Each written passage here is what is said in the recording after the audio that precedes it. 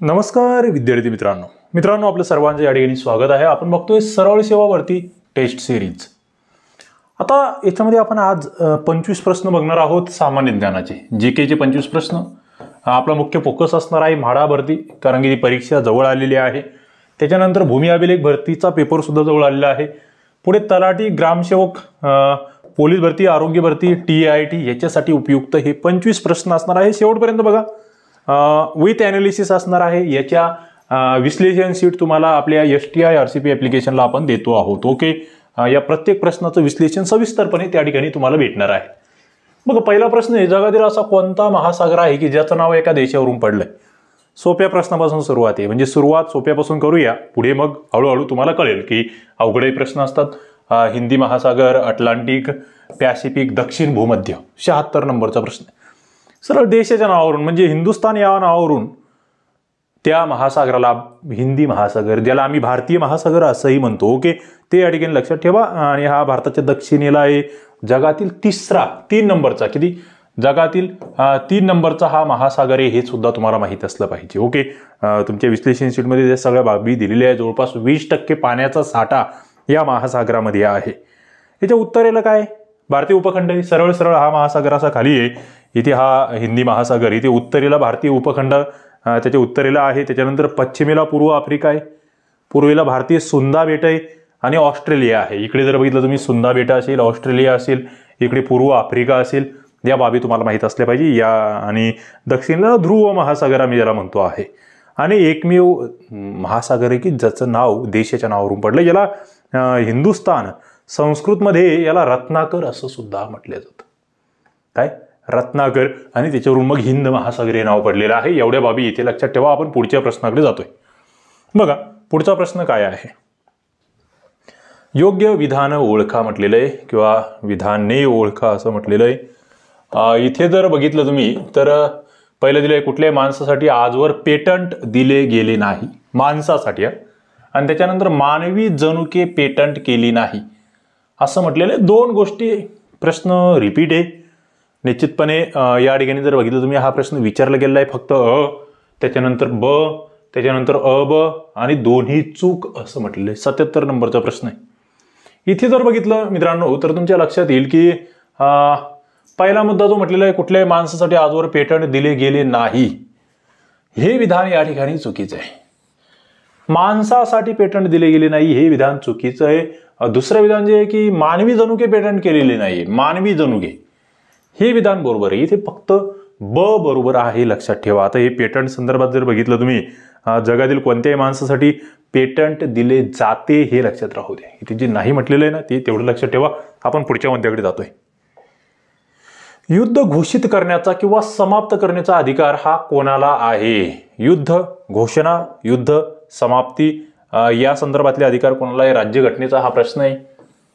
बघा, सर्वोच्च न्यायालय, लोकसभा, पंतप्रधान, राष्ट्रपती। एखादं आक्रमण म्हणतोय आम्ही, ते घोषित करणे, रद्द करणे, सरळ या ठिकाणी तुमचं चुकायलाच नको, ते म्हणजे राष्ट्रपती। भारताच्या राष्ट्रपतींना हा अधिकार आहे। राष्ट्रपती हे तिन्ही दलाचे सरसेनापती असतात, सरसेनापती। आणि मग लष्करी बाबतीत जर बघितलं तुम्ही तर मग यांच्या नंतरचं जे पद आहे त्याला आम्ही CDS म्हणतो, चीफ डिफेन्स ऑफ स्टाफ, जे की बिपिन रावत यांचं आपण बघतोय त्या ठिकाणी आकस्मिक निधन आहे, दुर्दैवी निधन आहे। आता सध्या CDS या पदावर कोणाचं त्या ठिकाणी नियुक्ती आहे ते मला कमेंट बॉक्समध्ये सांगायचंय। ती कोण करतं? तर ती राष्ट्रपतीच करतात, हे तुम्हाला माहीत असलं पाहिजे। म्हणजे परकीय राष्ट्र आहे बाबा, आमच्यावर आक्रमण करतंय किंवा आमच्या सार्वभौमत्वावर गदा आणतंय, त्यावेळेस हे युद्ध घोषित करू शकतात राष्ट्रपती। भारताला सर्वात जास्त भूसीमा कोणत्या देशाची लाभलेली आहे? इंटरेस्टिंग, चीन, पाकिस्तान, नेपाळ, बांगलादेश। भूसीमा सर्वाधिक भूसीमा, सर्वात कमी भूसीमा, यावर अनेक वेळा प्रश्न आले। पहिला मुद्दा, भारताला किती देशांची भूसीमा लागून आहे? तर 7 देशांची भूसीमा लागून आहे। तो क्रम असा तुम्हाला आहे ना, याच्या घड्याळाच्या क्रमाने सांगता आला पाहिजे। बाबा चला, इकडे पाकिस्तान आहे, अफगाणिस्तान आहे, भूतान, चीन, नेपाळ, त्याच्यानंतर बांगलादेश आहे, या बाबी, म्यानमार आहे, घड्याळाच्या क्रमाने तुम्हाला सांगता आलं पाहिजे। आणि याच्यामध्ये तुम्ही जर बघितलं, जवळपास 16 असे राज्य की त्यांना इतर देशांची सीमा लागून आहे, ज्याच्यामध्ये 15,200 किलोमीटर एवढ्या भूसीमा आहेत. किती एकूण भूसीमा जर बघितली आम्ही तर 15,200 किलोमीटर एवढी ती सीमा आपल्या देशाला लागून आहे. आणि मग याच्यात बांगलादेश बरोबर सगळ्यात जास्त 4,096 किती 4,096 किमी एवढी बांगलादेश सोबतची आपली सीमा आहे. जी टक्केवारीत जर बघितली तुम्ही जवळपास 27%. एकूण भूसीमेच्या 27% भूसीमा ही बांगलादेशची, लक्षात ठेवा. मग त्याच्या पुढे मग ते बचपन का प्यार लक्षात ठेवायचं काय, म्हणजे बांगलादेश, ब च म्हणजे चीन, ब च प, प म्हणजे पाकिस्तान, न म्हणजे नेपाळ, बचपन का प्यार, बचपन एवढं लक्षात ठेवा ना. पहिले 4 तर लक्षात ठेवायचे, बांगलादेश, चीन, पाकिस्तान आणि नेपाळ. आता तुम्हाला चीनची भूसीमा किती तर 3917, जवळपास 26% जवळपास चीनला लागून असलेली भूसीमा जी आहे ना ती 3917 किमी आहे. म्हणजे जवळपास 26% एवढी भूसीमा चीनची आहे. म्हणजे बांगलादेश नंतर चीन, त्याच्यानंतर पाकिस्तानशी आपले 3310, जवळपास 22% राऊंड फिगर सांगतोय मी. त्याच्यानंतर नेपाळ सोबत 1952, 13%, म्यानमार सोबत 1458, 9%, भूतान सोबत 587 आणि अफगाणिस्तान सोबत 80 किलोमीटर. फक्त त्या ठिकाणी 0.52%. अफगाण 80 किमी. इथे काही आकडे तुम्हाला काही ठिकाणी कमी जास्त दिसतील थोडेफार, पण एवढी या ठिकाणी आहे. 0.5% भूसीमा फक्त अफगाणिस्तान, म्हणजे सगळ्यात कमीवाला अफगाण आणि सगळ्यात जास्त बांगलादेश. लक्षात ठेवा. आपण पुढे जातोय. पुढचा प्रश्न, जिल्हा न्यायाधीशाची नेमणूक कोण करतोय? डिस्ट्रिक्ट जज आम्ही ज्यांना म्हणतोय. उच्च न्यायालय, राज्यपाल, राष्ट्रपती, सर्वोच्च न्यायालय. 80 नंबरचा प्रश्न तुमच्या समोर आहे.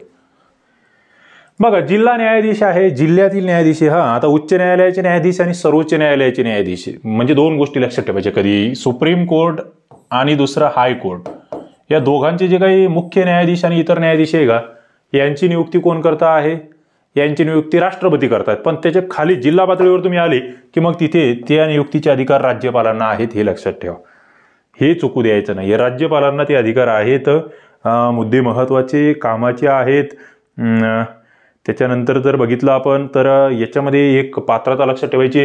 या ठिकाणी हे जे जिल्हा न्यायाधीश असतात यांच्यासाठी जी पात्रता आहे ना, 7 वर्ष वकिलीचा अनुभव असला पाहिजे. 7 वर्ष वकिली. ओके, वकिलीचा अनुभव हा इथे महत्वाचा आहे. हा एक अत्यंत महत्वाचा मुद्दा या ठिकाणी लक्षात ठेवा. पदोन्नतीने ही पदं भरली जातात, तेही तुम्हाला माहीत असलं पाहिजे. आणि सगळ्यात महत्वाचं, उच्च न्यायालयाचे जे न्यायाधीश आहे, राज्यपाल जे आहेत ते उच्च न्यायालयाच्या न्यायाधीशाच्या म्हणजे मुख्य न्यायाधीश जे असतात ना, राज्यपाल प्लस हायकोर्टचे जे काही मुख्य न्यायाधीश असतात यांचा सल्ला या ठिकाणी घेतला जातो. हे लक्षात घ्या. जिल्हा न्यायाधीशांची नियुक्ती करत असताना हा सल्ला इथे महत्वाचा आहे. म्हणजे थोडासा अतिरिक्त प्रश्न विचारला तर हे चुकायला नको.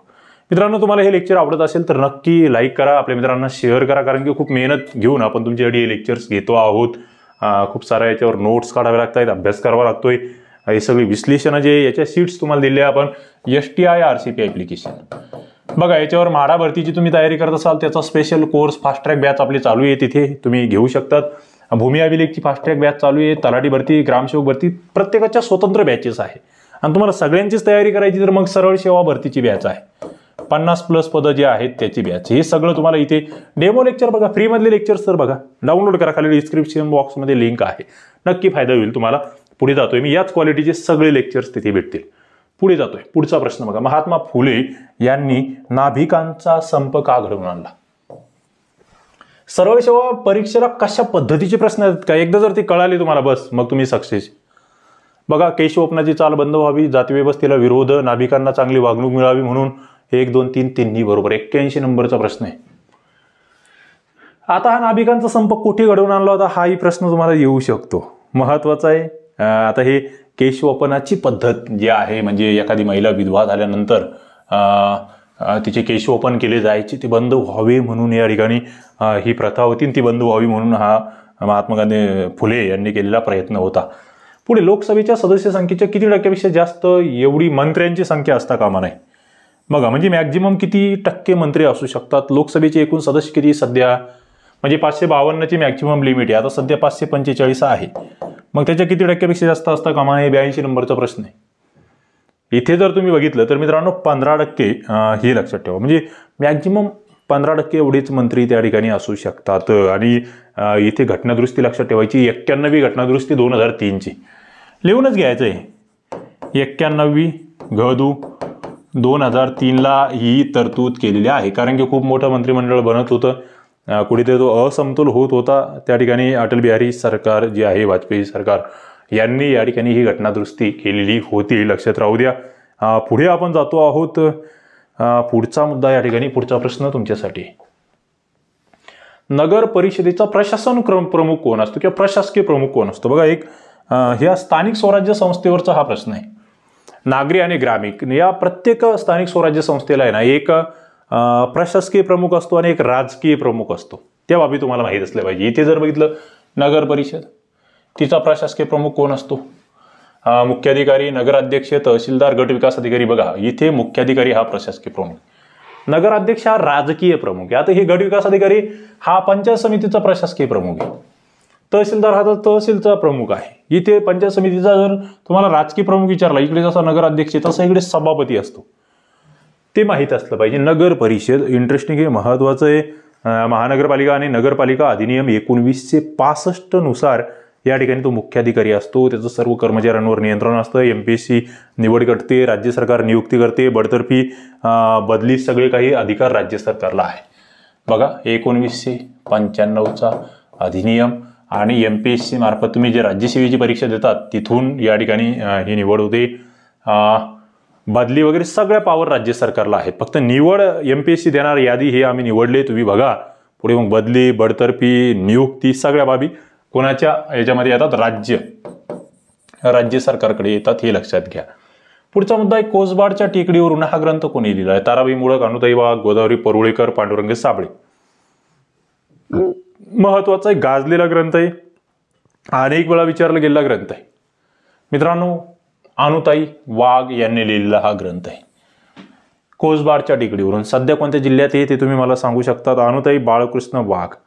ताराबाई मोडक या त्यांच्या गुरु होत्या, त्यांच्यासोबत त्यांनी कार्य केलं. कोसबाडच्या टेकडीवरून हे त्यांचं आत्मचरित्र हे तुम्हाला माहीत असलं पाहिजे. मग इतरही ग्रंथ आहे त्यांचे, सहज शिक्षण, सईची सोबत, दाभोणच्या जंगलातून वगैरे इतर तुम्हाला ग्रंथ त्यांचे लक्षात ठेवता येणार आहे. तुम्हाला हे सगळं मी दिलंय. सोल्युशन शीट जी आहे ना आपली, त्याच्यामध्ये तुमच्या जेवढ्या परीक्षांचा उल्लेख मी केला आहे, म्हाडा, त्याच्यानंतर भूमी अभिलेख, तलाठी, ग्रामसेवक, जेवढे सरळ सेवेतून भरले जाणारी पदे त्या सगळ्या ठिकाणी या टेस्ट मी तुमच्यासाठी अपलोड केलेले आहे. याचे विश्लेषण अपलोड केलेले आहेत PDF स्वरूपामध्ये. म्हणजे तुम्हाला जर व्हिडिओ बघायला वेळ नसेल, तुम्ही सगळ्या PDF सोडवायच्या वेळ लावून 100 प्रश्नांचे हे पेपर आहेत. ओके, तिथे सोडवा, तुम्हाला फायदा होईल. 10 जर पूर्ण प्रश्नपत्रिका तुम्ही या सोडवल्या, इतर पुणे 20 आपण तुम्हाला दिले सगळ्यांच्या याच्यामध्येच, म्हणजे एकूण 30 प्रश्नपत्रिका जर तुम्ही सोडवल्या तर बस तुम्ही जिंकले म्हणून समजा. ओके, म्हणजे याच लेवलच्या 30 प्रश्नपत्रिका प्रत्येक कोर्समध्ये, तलाठी भरतीमध्ये, म्हाडा भरतीमध्ये, भूमी अभिलेखमध्ये, त्याच्यानंतर ग्रामसेवकमध्ये, तुम्हाला ज्या परीक्षेची तयारी करायची त्या परीक्षेचा कोर्स घ्या. त्या ठिकाणी जाऊन या सगळ्या 30च्या 30 प्रश्नपत्रिका तुम्हाला सरावासाठी उपलब्ध आहे. पुढे, दत्त महात्म्य हा 7000 ओव्यांचा ग्रंथ कोणी लिहिला? बघा, उमाजी नाईक, वासुदेव बळवंत फडके, स्वामी दयानंद सरस्वती, दामोदरपंत चाफेकर. दत्त महात्म्य म्हटलं की वासुदेव बळवंत फडके यांचा हा ग्रंथ आहे. चुकायलाच नको, काही विशेष नाहीये. पुण्यातल्या महाराष्ट्र एज्युकेशन सोसायटीचे ते संस्थापक होते आणि पहिले सेक्रेटरी होते, हे तुम्हाला माहित असले पाहिजे. काय म्हणजे वासुदेव बळवंत फडके यांच्या संस्थाही तुम्हाला माहीत असाव्या. काय, पुण्यातील जी महाराष्ट्र एज्युकेशन सोसायटीशी त्यांचा संबंध आहे, महाराष्ट्र एज्युकेशन सोसायटीशी त्यांचा संबंध आहे, हे या ठिकाणी लक्षात ठेवायचं आहे. महत्वाचा असा हा ग्रंथ आहे. त्याच्यानंतर त्यांनी 1873ला स्वदेशी वस्तू वापरण्याची शपथ घेतली होती आणि सगळ्यात महत्वाची आणखी एक सभा आहे त्यांची, ऐक्यवर्धिनी सभा. ऐक्यवर्धिनी सभा ही लक्षात ठेवा, कारण की मित्रांनो वासुदेव बळवंत फडके यांच्यावर तुम्हाला प्रश्न विचारल्या जाणार आहेत, विचारले गेलेले आहेत वारंवार. 1873ला ती संस्था, पुढे 1874ला पुणा नेटिव्ह एज्युकेशन. हे बघा, ही 1873, 1874ला पुणा नेटिव्ह एज्युकेशनची संस्था स्थापना आहे, पुणा नेटिव्ह एज्युकेशन. या 2-3 संस्था मला वाटतं जर लक्षात ठेवलं बस इथे मग तुमचा प्रश्नच मिटलाय. स्वदेशी शिक्षण जे आहे त्यासाठी ही संस्था होती. मित्रांनो, तुम्ही नवीन असाल, सरळ सेवेचे सगळे अपडेट तुम्हाला पाहिजे असेल तर आपलं MPSC स्पर्धा विश्व हे टेलिग्राम चॅनल आहे, ते जॉईन करा. ओके, खाली डिस्क्रिप्शन बॉक्समध्ये लिंक दिलेली आहे. पुढे आपण जातोय. पुढचा प्रश्न तुमच्यासाठी आहे बघा, टिंबटिंब व मंत्र्यांनी दिलेला सल्ला हा राष्ट्रपतींना बंधनकारक असतो. राष्ट्रपतींना बंधनकारक असतो हा सल्ला. कोणाचा सल्ला? उपराष्ट्रपती, पंतप्रधान, राज्यपाल, मुख्यमंत्री. मंत्र्यांसोबत कोण? राष्ट्रपती म्हटलं की मंत्र्यांसोबत पंतप्रधान येणार आहे. मात्र इथे आणखी एक नवीन आता घटनादुरुस्ती केलेली आहे. ओके, एकदा दिलेला सल्ला ते नाकारू शकतात.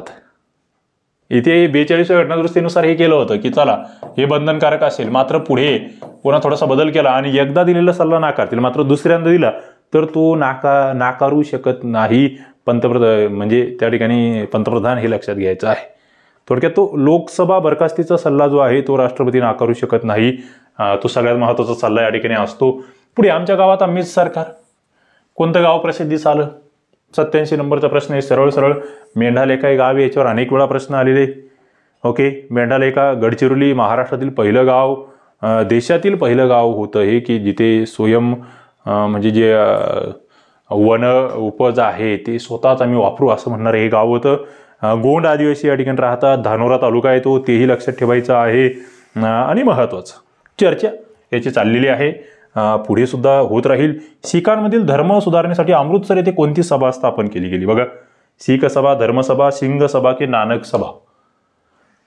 शीखांमधील धर्मसुधारणा चळवळीतली ही सिंग सभा अत्यंत महत्वाची आहे. सिंग सभा म्हणून आम्ही तिला ओळखतो आहोत. ओके, महत्वाचं आहे. 1873ला ती स्थापन झाली होती. 1879ला पुन्हा लाहोर या ठिकाणी सिंह सभा सुद्धा स्थापन झाली होती. सिंह किंवा सिंग सभा दोन्ही आपण त्याला नाव देऊ शकतो. पुढे स्वतंत्र विदर्भाची मागणी प्रामुख्याने कोणत्या मुद्द्यावरून केली जाते? बघा, स्वतंत्र विदर्भ कोणत्या मुद्द्यावरून ही मागणी केली जाते अशा स्वरूपाचा प्रश्न या ठिकाणी आहे. सरळ प्रादेशिक असमतोल आम्ही बघत असतो, मात्र इथे काय म्हणजे त्याला कोणत्या भाषेत तुम्ही म्हणणार आहात? धार्मिक व भाषा, त्याच्यानंतर संस्कृती व भाषा, त्याच्यानंतर आर्थिक विकास, त्याच्यानंतर शेतकरी आत्महत्या आणि भौगोलिक स्थिती. 89 नंबरचा प्रश्न आहे. बघा, इथे जर बघितलं ना तुम्ही, आर्थिक असमतोल जो आहे का हा मुद्दा इथे महत्वाचा आहे. आर्थिक असमतोल. मग आर्थिक असमतोलामध्ये काय येईल? विकास येईल की बाबा आर्थिक विकास आमचा मागे राहिलोय आम्ही, असं या ठिकाणी विदर्भवादी यांचं म्हणणं आहे. आणि त्याच्यातून मग या ठिकाणी या बाबी उद्भवत असतात. आर्थिक विकासाचा अनुशेष भरून काढावा यासाठी मागणी होत असते, लक्षात घ्या. पुढे कोणत्या लढाईने इंग्रजी सत्तेचा पाया बंगालमध्ये घातला गेला? बघा, पाया घालणे आणि तो पाया पक्का करणे अशा दोन लढाई आहे. इथे जर बघितलं तुम्ही, बक्सारची लढाई, खेडची लढाई, पानिपतची लढाई की प्लासीची लढाई? पहिली लढाई या ठिकाणी जी होती ती होती प्लासीची लढाई, 23 जून 1757. पाया घातला या लढाईने. ओके, पाया घातला या लढाईने. कोणामध्ये झाली होती? ब्रिटिश ईस्ट इंडिया कंपनी आणि जो बंगालचा नवाब होता सिराज उद दौला. ओके, याच्यामध्ये झाला होता. आणि मग ते मीर जाफरची फिंद बतुरी, त्याच्यातून तो पराभूत झालेला आहे. पुढे तो पाया पक्का केलाय तो बक्सारच्या लढाईने 1764 मध्ये. बरोबर, 1764 मध्ये झाली ती लढाई होती, तिने पाया पक्का केलाय ते माहित असू द्या. पानिपतची तिसरी लढाई तुम्हाला माहित असली पाहिजे. कधी? 14 जानेवारी ही तारीख आहे, पण मला साल सांगायचंय कमेंट बॉक्समध्ये. पुढे जातो मी. दोन्ही सभागृहांचे, ज्याला राज्यसभा म्हणतोय आम्ही, हे गृह असं पाहिजे. राज्यसभा, लोकसभा समान अधिकार खालीलपैकी कोणते? बघा, इंटरेस्टिंग आहे. थोडासा नवीन प्रश्न आहे की जे अधिकार राज्यसभेलाही लोकसभेला सुद्धा आहे. काय? आणीबाणीला मंजुरी, घटनादुरुस्ती, महाभियोग की तिन्ही? 91 नंबरचा प्रश्न आहे. बघा, राज्यसभेला सुद्धा त्या ठिकाणी मतदान करता येतं किंवा राज्यसभेकडे ते बिल येतं. असं जर बघितलं तर घटनादुरुस्ती विधेयक ये आणीबाणीच्या मंजुरी संदर्भात राज्यसभा आहे का? येस, पॉवर आहे. घटनादुरुस्तीमध्ये सुद्धा राज्यसभेला काही घटनादुरुस्त्यांमध्ये आपण बघतोय निश्चितपणे. आणि महाभियोगामध्ये सुद्धा राज्यसभेचं स्थान आहे, म्हणजे वरीलपैकी तिन्ही. 91 नंबरचा प्रश्न, वरीलपैकी तिन्ही हे आपल्याला लक्षात ठेवायचं आहे, कारण की ते राज्यसभेची सुद्धा परवानगी घ्यावी लागते. ओके, पुढे आपण जातोय. आता आणीबाणी संदर्भातलं कलम, घटनादुरुस्ती संदर्भातलं कलम आणि महाभियोगा संदर्भातलं कलम, तीनही कलम. आता महाभियोग, राष्ट्रपतीवरील महाभियोग मुख्यत्वे तुम्हाला या ठिकाणी लक्षात घ्यावा लागणार आहे. इतरही सरन्यायाधीश वगैरे त्यांच्या संदर्भात महाभियोग कोणाकोणा संदर्भात लागतो ते माहीत असलं पाहिजे. आणीबाणी संदर्भात या ठिकाणी कलम 362, 356, हे 365 सुद्धा येते, 356 सुद्धा आहे आणि 360 सुद्धा आहे. हे तीन कलम तुम्हाला माहित असले पाहिजे. घटनादुरुस्ती संदर्भातलं कलम 368 तुम्हाला माहित असलं पाहिजे, याचे भागही माहित असले पाहिजे. पुढे दादाभाई नौरोजींनी कोणता सिद्धांत मांडला?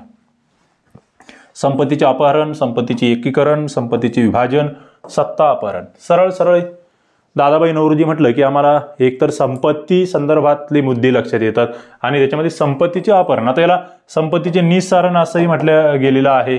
ओके, संपत्ती पळवून नेली, थोडक्यात लुटली, संपत्तीची लूट असंही त्या ठिकाणी काही वेळेस म्हटलं गेलं आहे. आधुनिक भारताचे पितामह म्हणून आम्ही दादाभाई नौरोजी यांना ओळखतो. भारतीय राष्ट्रवादाचे ते प्रणेते सुद्धा होते, भारतीय अर्थशास्त्राचे ते जनक सुद्धा होते. सगळ्या बाबी तुम्हाला दिल्या आहे मी. हाऊस ऑफ कॉमनचे सदस्य बनणारे ते पहिले भारतीय आहेत, म्हणजे तिथे ब्रिटनच्या संसदेमध्ये जाऊन त्या ठिकाणी ते खासदार बनतायत. थोडक्यात हे तुम्हाला माहीत असलं पाहिजे. जस्टिस ऑफ पीस हा किताब सुद्धा त्यांना भेटला होता आणि राष्ट्रीय उत्पन्न मोजण्याचा पहिल्यांदा प्रयत्न त्यांनी केला आहे, हे आम्हाला माहीत असलं पाहिजे. ओके, पुढे आपण जातोय. उमाजी नाईक यांचा जन्म पुरंदरमधील कोणत्या गावी झाला? बघा, उमाजी नाईक महत्वाचे क्रांतिकारक, जेजुरी, सासवड, भिवरी, किकवी. 93 नंबरचा प्रश्न आहे. बघा, पुरंदरमधल्या कोणत्या गावात त्यांचा जन्म झाला? तर भिवरी या गावामध्ये त्यांचा जन्म झाला. उमाजी नाईक, आद्य क्रांतीवीर, नरवीर उमाजी नाईक आम्ही म्हणतो. रामोशी बेरड समाजातील ते होते. लक्ष्मीबाई आणि दादोजी खोमणे यांच्या पोटी त्यांचा जन्म आहे. ओके, किल्ले पुरंदर या ठिकाणी पुणे जिल्ह्यातील तिथे हा जन्म होतोय. पुरंदर किल्ल्याचे ते वतनदार होते, त्यांना नाईक ही पदवी मिळालेली होती. या बाबी तुम्हाला माहीत असल्या पाहिजे. ओके, पुढे आपण जातोय. पुढचा प्रश्न तुमच्या समोर आहे. भारताला सुमारे किती किलोमीटर समुद्र किनारपट्टी मिळालेली आहे? बघा, समुद्र किनारपट्टी किती किमीची लाभलेली आहे भारताला?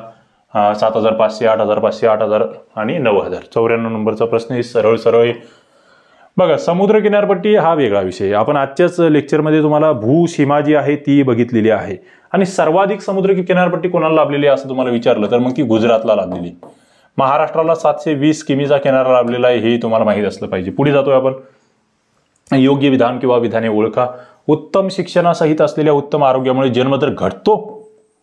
बघा, त्याच्यानंतर जागतिक लोकसंख्येच्या 1/4 एवढी लोकसंख्या भारतामध्ये आहे. इंटरेस्टिंग आहे. फक्त ब आणि दोन्ही चूक. 95 नंबरचा प्रश्न आहे. इथे जर बघितलं योग्य विधान तर उत्तम शिक्षण उत्तम आरोग्यामुळे जन्मदर घटतो हे विधान योग्य आहे का?